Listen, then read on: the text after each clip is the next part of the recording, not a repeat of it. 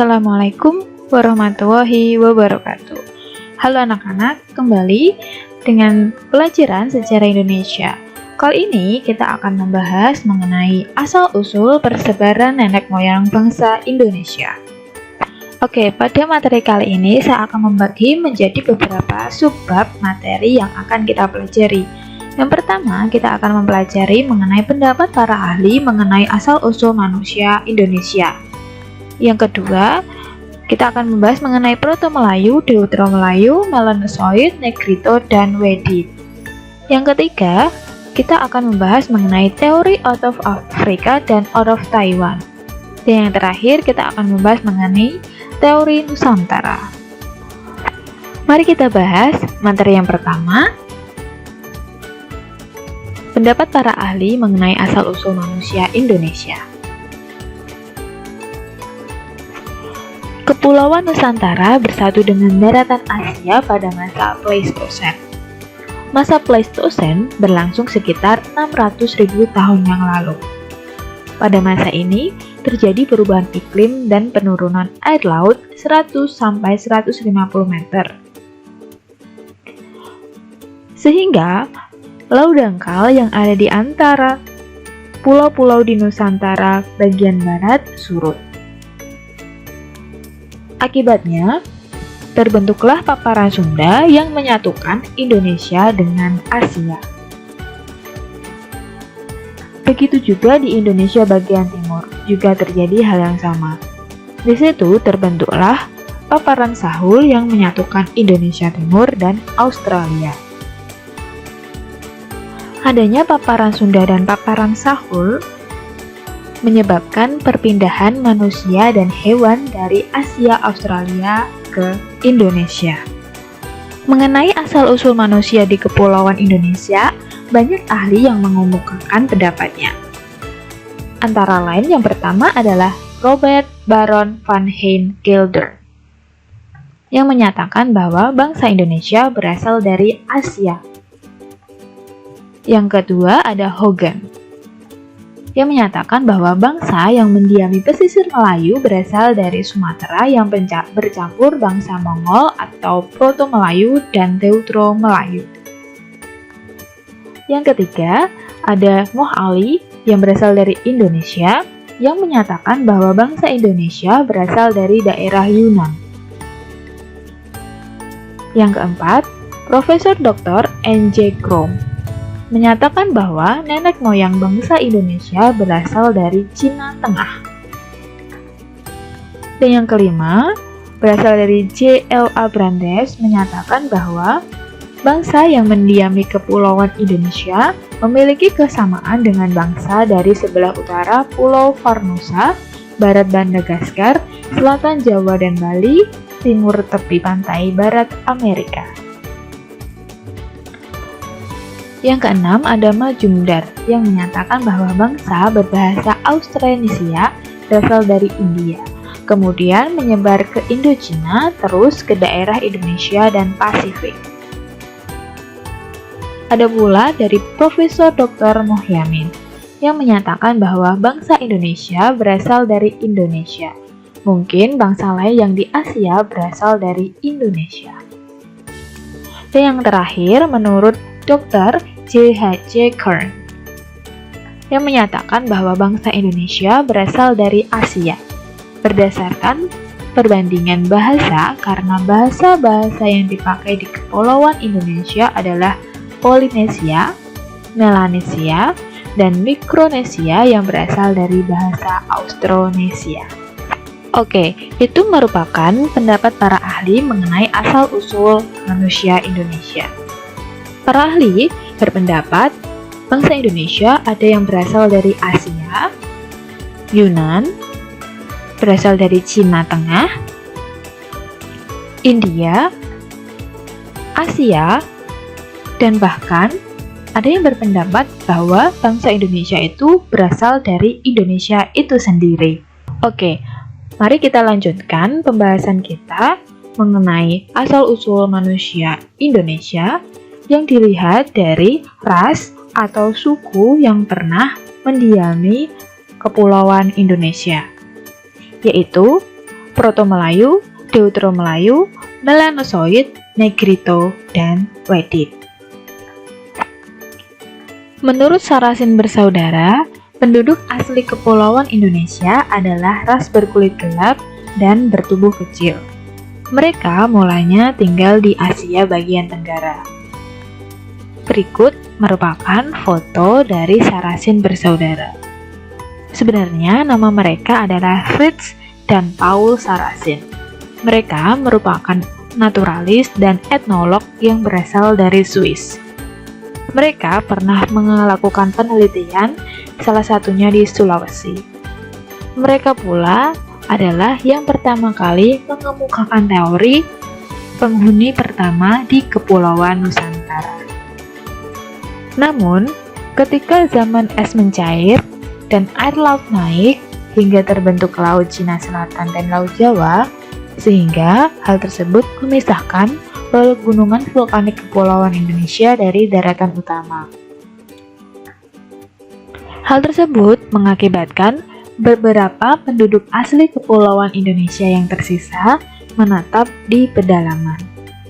Penduduk asli itu disebut sebagai suku bangsa Veda oleh Sarasin bersaudara tersebut. Berikut merupakan foto dari suku bangsa Veda. Ras yang masuk dalam kelompok bangsa Veda ini adalah suku bangsa Hyeng yang berada di Kamboja, Miaotse, Yaojen di Cina, dan Senoi di Semenanjung Malaya. Oke, jadi suku bangsa Veda merupakan manusia pertama yang datang ke pulau-pulau yang sudah berpenghuni. Mereka membawa budaya perkakas batu. Adapun suku bangsa tertua di Kepulauan Indonesia antara lain suku Kubu, Lubu, Talang Mama, dan Toala di Sulawesi. Oke, ini merupakan foto dari penampakan suku Kubu. Dan ini merupakan foto dari suku Talang Mama. Ada pula para pendatang atau suku-suku bangsa pendatang yang datang ke Kepulauan Indonesia. Para pendatang ini membawa budaya baru yaitu budaya Neolitik. Jumlah mereka jauh lebih banyak daripada penduduk asli. Para pendatang tersebut datang dalam 2 tahap. Oleh Sarasin, para pendatang tersebut disebut sebagai Proto-Melayu, Deutero-Melayu, Melanosoid, dan Negrito dan Wedit. Oke, yang pertama adalah bangsa Proto-Melayu.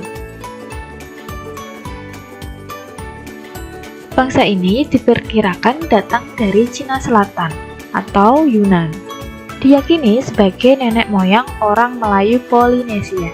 Jadi, Proto-Melayu itu merupakan bangsa Melayu tua.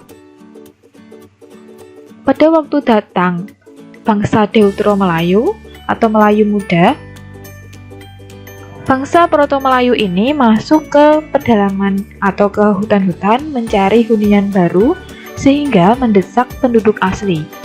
Kehidupan di hutan menjadikan suku ini terisolasi dari peradaban dan peradabannya pun ikut memudar. Antara penduduk asli dan Proto-Melayu melebur menjadi suku-suku yang berada di Indonesia, antara lain suku Batak, suku Dayak, suku Toraja, suku Alas, dan suku Bayo. Ada pula ciri-ciri dari suku Proto-Melayu ini. Yang pertama, suku ini datang dari daerah dataran tinggi Yunan yang berada di bagian Cina Selatan.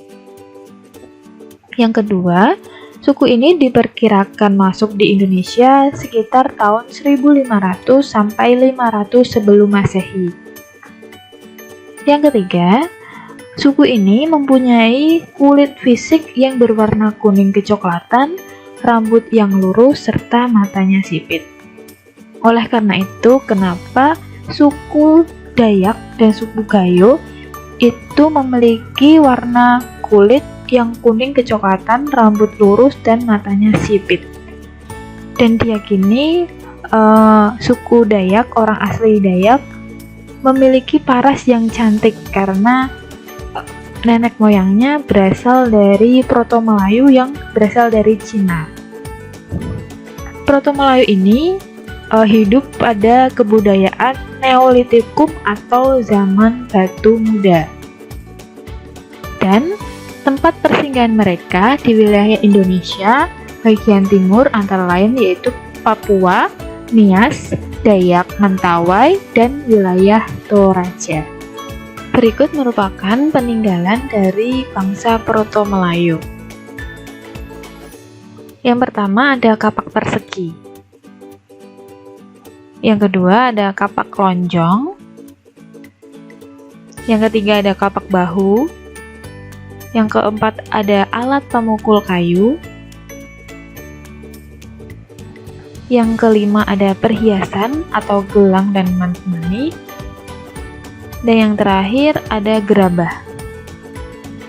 Jadi peninggalan-peninggalan Proto-Melayu itu berasal dari zaman Neolitikum atau pada zaman batu muda. Selanjutnya kita akan membahas mengenai bangsa Deutero-Melayu atau bangsa Melayu muda. Bangsa Deutero-Melayu merupakan salah satu ras yang berasal dari daratan Indochina bagian selatan. Membawa budaya baru yaitu berupa perkakas dan juga senjata besi, atau kebudayaannya dinamakan kebudayaan Dongson. Perpindahan bangsa ini bisa dilihat dari rute persebaran alat-alat yang ditinggalkan berupa kapak persegi panjang yang bisa ditemukan di Sumatera, Kalimantan, Sulawesi, Malaka, Filipina, Jawa, dan Nusa Tenggara Timur. Bangsa ini memiliki kemampuan membuat irigasi pertanian dan kemajuan dalam bidang pelayaran. Oleh karena itu, mereka berpindah menggunakan jalur laut. Yang termasuk dari Deutero-Melayu adalah semua penduduk di Kepulauan Indonesia adalah keturunan Deutero-Melayu, kecuali orang Papua dan sekitarnya. Bukti hasil dari keturunan asli bangsa Deutero-Melayu yaitu ada di suku Bugis, Sunda, Jawa, Minang, dan juga Makassar. Oke, sekarang kita akan membahas ciri-ciri dari bangsa atau ras Deutero-Melayu. Yang pertama adalah kulitnya sawo matang, rambut lurus, badannya tinggi ramping, bentuk mulut dan hidungnya sedang, dan tulang rahangnya kecil. Yang kedua, awal kedatangannya dari daerah Dongson, yaitu pusat kebudayaan perunggu kuno yang berada di Vietnam. Diperkirakan masuk di Indonesia sekitar tahun 500 sebelum Masehi. Mempunyai kemampuan dalam membuat kebudayaan logam. Ada pula peninggalan-peninggalan dari bangsa Deutero-Melayu. Karena Deutero-Melayu hidup pada masa perundagian atau zaman logam, peninggalan dari bangsa Deutero-Melayu antara lain yang pertama adalah nekara. Nekara itu bentuknya seperti gendang. Yang kedua adalah bejana perunggu. Dan yang ketiga ada kapak corong. Oke, kalian bisa melihat peninggalan Deutero-Melayu itu peninggalannya atau barang-barangnya sudah menggunakan logam atau perunggu. Karena pada zaman itu bangsa Deutero Melayu itu hidup ketika zaman logam atau namanya masa perundagian. Oke, selanjutnya mari kita bahas mengenai peta persebaran bangsa Proto Melayu dan Deutero Melayu. Oke, yang pertama kita akan membahas mengenai persebaran dari bangsa Proto Melayu. Oke, persebaran Proto Melayu bisa kalian lihat di sini adalah ditunjukkan garis berwarna merah. Oke, bangsa Proto Melayu masuk ke Indonesia itu melalui dua jalur barat dan jalur timur. Oke, yang ini merupakan jalur timur. Dari jalur timur itu jalur yang menyebar melalui daerah Yunan. Nah, Yunan itu berada di Cina ya. Ini persebarannya menuju ke Indochina. Yang pertama masuk ke Filipina. Nah, ini masuk ke Filipina melalui Taiwan. Setelah dari Filipina menyebar ke kepulauan Indonesia, yaitu menyebar ke Sulawesi, ya ini Sulawesi, Maluku dan Papua. Oke, ini melalui jalur timur. Ya. Yang kedua ada jalur barat. Nah, ini merupakan jalur barat dari persebaran Proto Melayu. Dalam jalur barat itu menyebar dari Thailand, ya, dari Thailand. Ini dari Thailand, ini Thailand menuju ke Sumatera, terus nanti ke Kalimantan. Ada yang Kalimantan, terus menyebar ke Pulau Jawa, Bali, dan Nusa Tenggara. Oke, jadi persebaran Proto Melayu itu ada dua, secara jalur timur yang ini dan jalur barat. Oke, sekarang persebaran Deutero Melayu. Persebaran Deutero Melayu bisa kalian lihat ditunjukkan garis warna hijau. Karena Deutero Melayu itu adalah bangsa yang berasal dari Indochina, yaitu dari Vietnam ya. Masuk ke Indonesia itu melalui jalur dari Thailand. Di sini jalur Thailand masuk ke Sumatera. Ya, masuk ke Sumatera sampai menyebar ke daerah Jawa, Bali, dan Nusa Tenggara sekitarnya. Ya, ini yang berwarna hijau adalah peta persebaran dari bangsa Deutero Melayu. Oke, bangsa ketiga yang akan kita bahas kali ini adalah bangsa Melanosoid. Ras Melanosoid tersebar di lautan Pasifik di pulau-pulau yang letaknya sebelah timur Irian dan benua Australia. Ras Melanosoid ini di kepulauan Indonesia tinggal di daerah Papua Barat, Ambon, Maluku Utara, dan Nusa Tenggara Timur. Kedatangan bangsa Melanosoid di Papua berawal ketika zaman es berakhir pada tahun 70.000 sebelum Masehi. Ketika itu, kepulauan Indonesia belum ada yang menghuni. Nah, ras Melanosoid itu ciri-cirinya seperti foto berikut.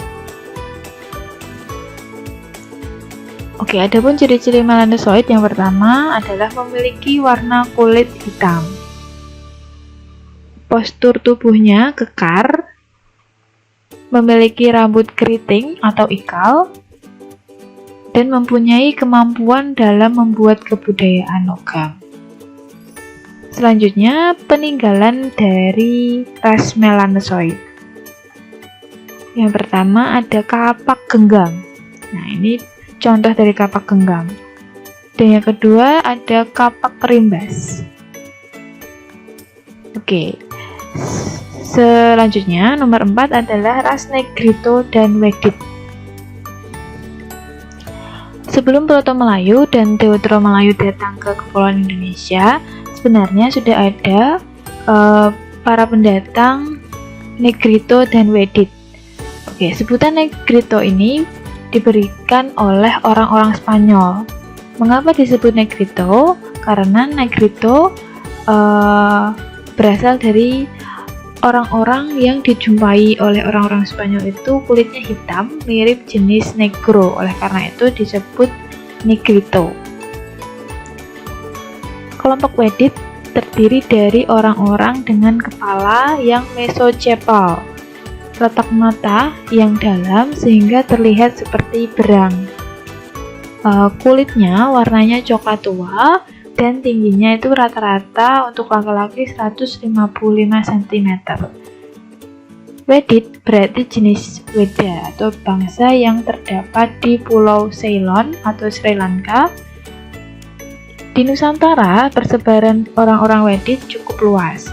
Contohnya seperti di Palembang dan di Jambi, yaitu suku Kubu ya, di Siak atau Sakai, serta di Sulawesi pojok tenggara, yaitu suku Toala, Tokea, dan Tomuna. Oke, contoh dari ciri-ciri manusia atau ras Negrito dan Wedit ini seperti ini contohnya.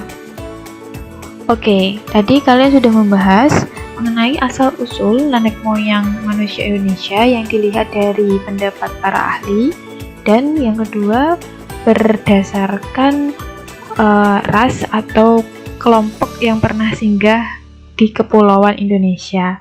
Oke, sekarang kita akan membahas mengenai asal-usul nenek moyang Indonesia yang dilihat dari beberapa teori. Ada beberapa teori yang membahas mengenai nenek moyang dari manusia Indonesia. Antara lain yang akan kita bahas kali ini yaitu teori out of Africa dan out of Taiwan. Oke, dalam teori out of Africa menyebutkan bahwa manusia modern yang hidup sekarang itu berasal dari Afrika. Hal tersebut diperkuat oleh Max Ingman. Max Ingman ini adalah seorang ahli genetika yang berasal dari Amerika Serikat.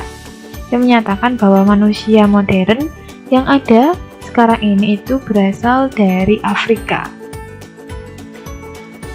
Diperkirakan manusia Afrika itu melakukan migrasi keluar Afrika sekitar 50.000 sampai 70.000 tahun silam dengan menggunakan perahu primitif. Setelah memasuki Asia, beberapa kelompok tinggal sementara di Timur Tengah dan kelompok lainnya melanjutkan perjalanan menyusuri pantai semenanjung Arab, India, Asia Timur, Indonesia, barat daya, Australia.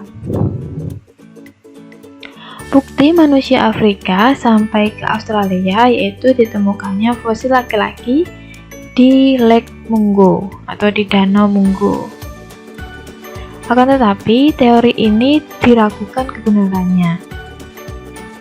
Yang pertama diragukan karena sejak ditemukan tulang belulang manusia di serangkaian gua di Spanyol pada tahun 1941 atau tulang-tulang tersebut dinamakan Homo neanderthalensis.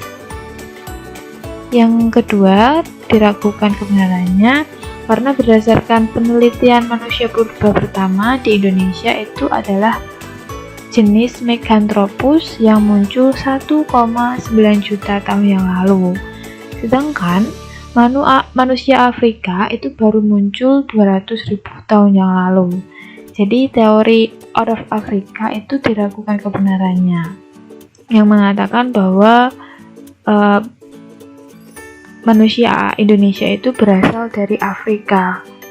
Padahal manusia Afrika baru muncul 200.000 tahun yang lalu, sedangkan yang pertama kali muncul di Indonesia itu adalah jenis Meganthropus yang sudah muncul 1,9 juta tahun yang lalu. Oke, yang kedua ada teori out of Taiwan. Dalam teori ini menyatakan bangsa yang ada di Nusantara itu berasal dari Taiwan, bukan dari dataran Cina. Hal tersebut didukung oleh Harry Truman Simanjuntak. Karena menurut pendekatan linguistik atau keseluruhan bahasa yang digunakan suku-suku di Nusantara memiliki rumpun yang sama, yaitu rumpun Austronesia. Akar dari seluruh cabang bahasa di wilayah Nusantara berasal dari rumpun Austronesia di Formosa atau dikenal dengan rumpun Taiwan. Menurut riset genetika yang dilakukan pada ribuan kromosom, tidak menemukan kecocokan pada genetika dengan wilayah di Cina. Oke, yang keempat ada teori Nusantara. Ya, selain teori out of Africa atau manusia Indonesia itu berasal dari Afrika, dan teori out of Taiwan, yaitu manusia Indonesia berasal dari Taiwan. Ada pula teori yang menyebutkan bahwa manusia Indonesia itu berasal dari Nusantara itu sendiri atau dari Indonesia. Oke, ini asal mula manusia di wilayah Nusantara itu tidak berasal dari luar. Dari teori Nusantara berkata demikian, tetapi dari wilayah Nusantara itu sendiri. Hal ini mengikuti sudut pandang multiregional evolution model atau teori Nusantara menyatakan bahwa manusia purba yang menjadi nenek moyang bangsa Indonesia itu berasal dari Indonesia itu sendiri. Lah, pendukung teori Nusantara ini antara lain ada Muhammad Yamin, J. Crawford, K. Himli, Sultan Takdir Ali Syahbana, dan Goris Keraf. Baik anak-anak, demikian penjelasan dari saya mengenai materi asal-usul nenek moyang manusia Indonesia. Terima kasih bagi yang sudah menonton dan mendengarkan penjelasan dari saya. Semoga kalian semua bisa lebih memahami materi sejarah Indonesia ini. Oke, sekali lagi saya ucapkan terima kasih dan akhirul kalam. Wassalamualaikum warahmatullahi wabarakatuh.